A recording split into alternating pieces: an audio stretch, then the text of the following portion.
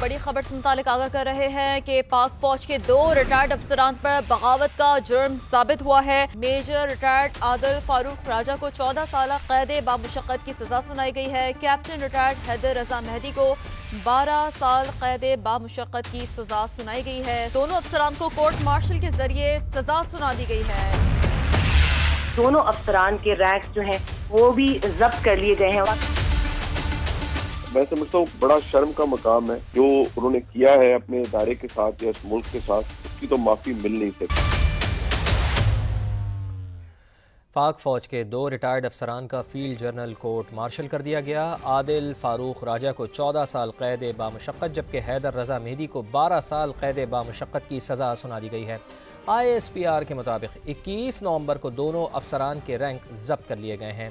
سمیرہ خان کی رپورٹ۔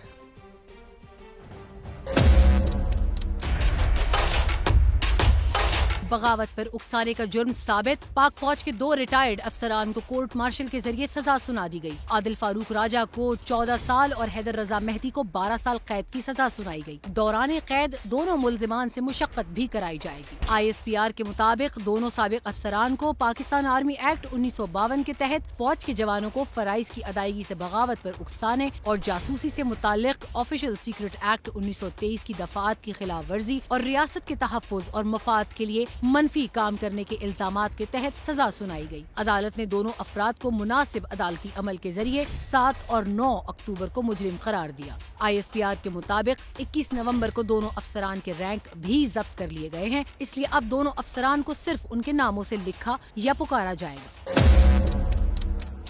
ملزم عادل راجہ کے خلاف 7 مئی کو تھانہ جنوبی لاہور کینٹ میں مقدمہ درج کیا گیا تھا۔ 18 جون کو عادل راجہ کے خلاف باقاعدہ عدالتی کارروائی شروع ہوئی۔ 19 جون کو عادل راجہ کو پہلا سمن بھجوایا گیا۔ 22 اگست کو دوسرا سمن جاری ہوا اور عدالت میں پیش ہونے کے لیے 1 ماہ کا وقت دیا گیا۔ مسلسل عدالت سے غیر حاضری پر عادل راجہ کو 7 اکتوبر کو سزا سنائی گئی۔ ملزم حیدر مہدی کے خلاف 7 مئی کو تھانہ جنوبی لاہور کینٹ میں مقدمہ درج ہوا۔ انہیں پہلا عدالتی سمن 26 جون، دوسرا 28 اگست کو بھجوایا گیا، مگر دونوں سمن بغیر وصول کیے واپس کر دیے گئے۔ مسلسل غیر حاضری پر عدالت نے حیدر مہدی کو پاکستان پینل کوڈ کے سیکشن 131 کے تحت سزا سنائی۔